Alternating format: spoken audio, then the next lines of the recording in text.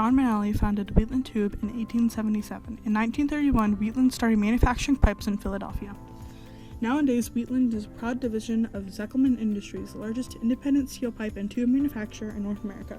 Zeckelman is doing their part to make it easy for their customers. They are finding new ways to make customers' jobs easier throughout innovation and exceptional service. Along with customer satisfaction, they also prioritize quality standards, putting the pipes through many rigorous tests to get top-performing products.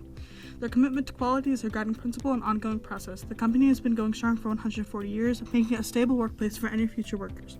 Their products have helped build landmark structures all throughout North America.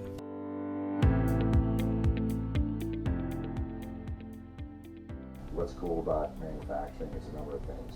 I actually had to think about it for a second, but I actually realized that because of my work and the involvement I have in day-to-day operations, and the fact that I can always improve processes and give solutions, everything's different every day, and that's kind of exciting in a way.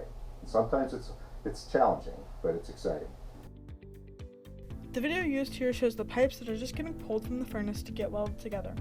They are formed into 3-inch pipes and cut for length by the flying saw at the end of the line. It then goes through another sizing mill to get the proper dimension.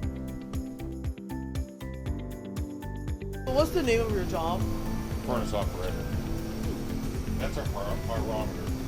That screen right there is the 2435 that you see there. There's actually a thermometer built in this wall. Okay, what is the name of your job that you do here? Wheatland Tube Laboratory Manager.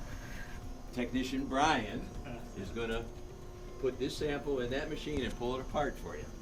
And we're going to look for the yield strength, the tensile strength, and percent elongation. That's another measure. There you go. Dedicated to the quality of and success of Wheatland Tube. How's that? Not bad?